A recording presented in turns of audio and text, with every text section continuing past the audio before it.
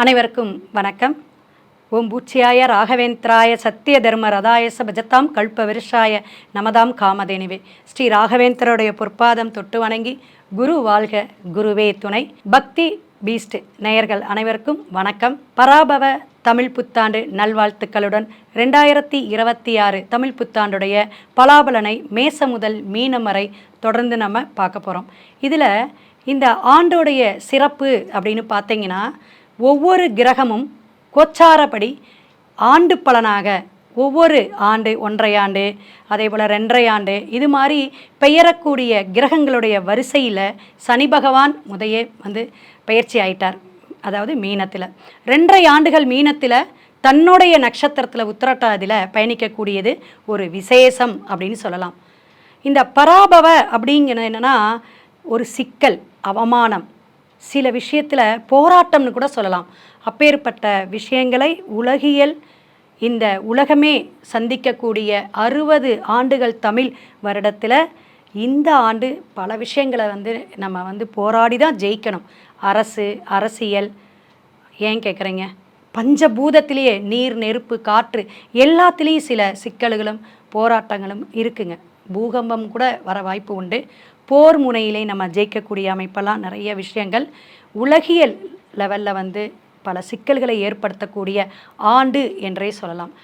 அப்போ இந்த கிரகங்கள் அமைப்பில் இந்த சனி பகவான் இருக்கக்கூடிய மீனம் ஜலராசி அப்படிங்கும்போது நல்ல மழை வளம் இருக்குங்க. ராகு கேது காலசர்ப தோஷத்தில் இது ஆரம்பிக்குது இந்த ஆண்டு செவ்வாய்க்கிழமைங்க.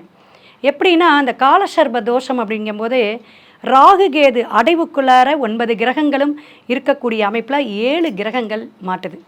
அதில் 3 கிரகங்கள் சனி பகவான், செவ்வாய், புதன் 3மே முக்கூட்டு கிரகமாக மீனத்திலும், சூரியன் பிரவேசிக்கக்கூடிய உச்சம் பெற்று சித்திரை அப்படின்னாவே அந்த மேஷம்தான், அங்கே தான் பிரவேசிக்கிறார். அதனால தமிழ் புத்தாண்டில் முதல் ஒரு மாதமாக சித்திரை மாதத்தை நம்ம சொல்கிறோம்.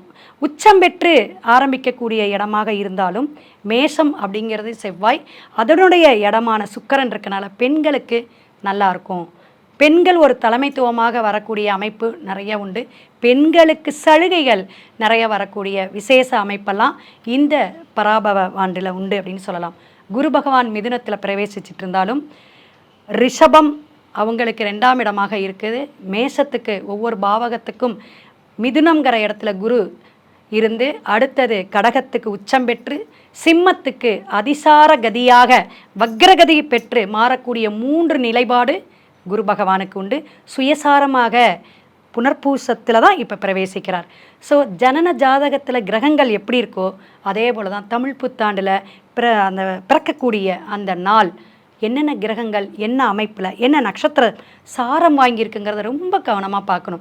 அப்போ நம்மளுடைய ஜாதகத்தில் என்னென்ன பிரச்சனைகள் வரும், என்னென்ன நம்ம ஜெயிக்கலாம், என்னென்ன விஷயத்துங்க நமக்கு நடக்கும், குடும்பம் சார்ந்து, நம்மளுடைய உத்தியோகம் சார்ந்து நமக்கு மாற்றங்கள் ஏற்படாதா, இப்படியே தான் இருக்குமா அப்படிங்கிறது. கேது பகவான் பார்த்திங்கன்னா சிம்மத்திலிருந்து டிசம்பர் 5ஆம் தேதி ராகு கேது பெயர்ச்சியாக ரிவர்ஸில் உங்களுக்கு மாறக்கூடிய அமைப்பு. இதுதான் இந்த ஆண்டு அமைப்பு அப்படிங்கிற தமிழ் வருடத்துடைய அமைப்புங்க. இந்த கிரகத்துடைய அமைப்பில் பல விஷயங்கள் ஏற்றம் இறக்கம் உண்டு. ஒவ்வொரு ராசிக்காரர்களுக்கும் பல விஷயங்கள் போராட்டமாக இருக்கலாம், தடையாக இருக்கலாம், தாமதமாக இருக்கலாம். அதெல்லாம் நம்ம வரிசையாக வீடியோக்குள்ளே போய் பார்க்க போகிறோம். அவங்களுக்கான நல்ல நல்ல பரிகாரங்கள், வாழ்வியல் மற்றும் திருக்கோயில் அமைப்பு, நம்ம என்ன பரிகாரம் எடுத்துக்கிட்டால் இந்த வருடத்தை நம்ம ஜெயிக்கலாம், வெற்றி காணலாம், நல்ல விஷயத்தை நம்ம சுபகாரியங்கள் நடத்தலாம் அப்படிங்கிறத தொடர்ந்து வீடியோவை பாருங்கள். மகர ராசி கால சக்கரத்துக்கு 10ஆம் பாவங்க, ஜீவனஸ்தானம், கர்மஸ்தானம்னு சொல்லக்கூடிய அமைப்பு இருந்தாலும் சனி பகவானுடைய இடம்.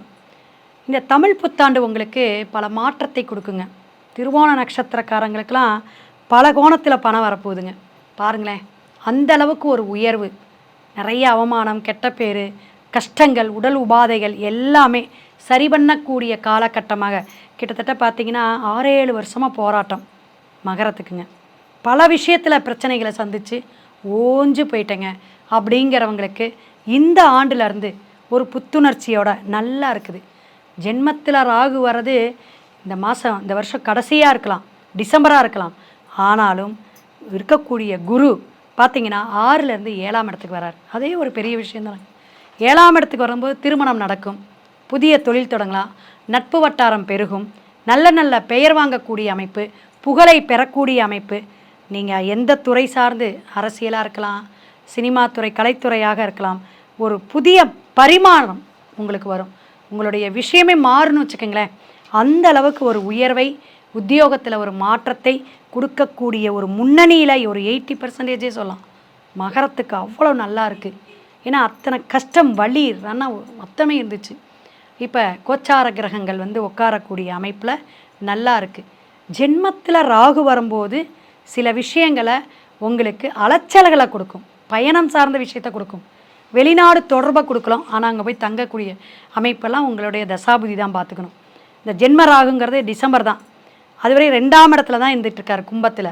இப்போயே அலைச்சல்கள் இருந்து அதில் எதுவுமே பண்ண முடியாது.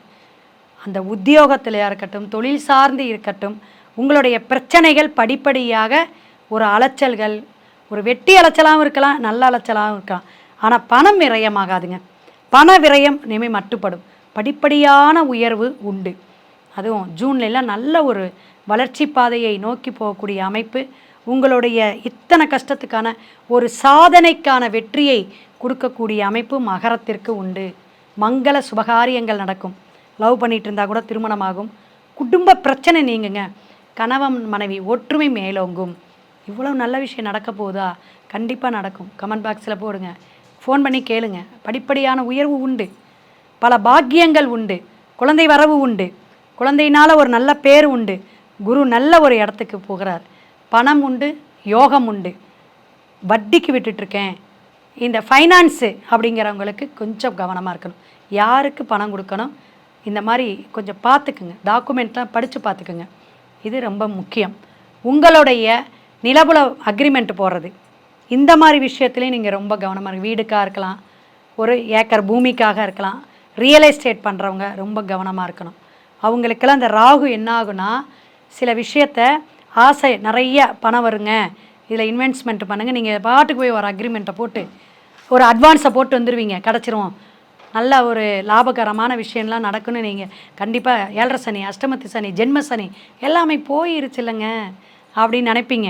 ஆனால் ராகு ஏதாவது ஒரு விஷயத்த, அபாயகரமான விஷயத்த, பூகம்பமாக மனசை உளைச்சல் கொடுக்கக்கூடிய அளவுக்கு கொண்டு போயிடும். ஆனால் ரொம்ப கவனம் வேணும்.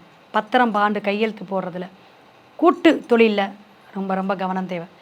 பார்ட்னர்ஷிப்பாக நீங்கள் சேர்த்துக்கக்கூடிய அமைப்பில் ரொம்ப வில்லங்கத்தை கொடுத்துரும். கவனமாக இருக்கணும். ஒவ்வொரு வாரமும் நீங்கள் செய்யக்கூடிய பிரார்த்தனையெல்லாம் இனிமே தான்.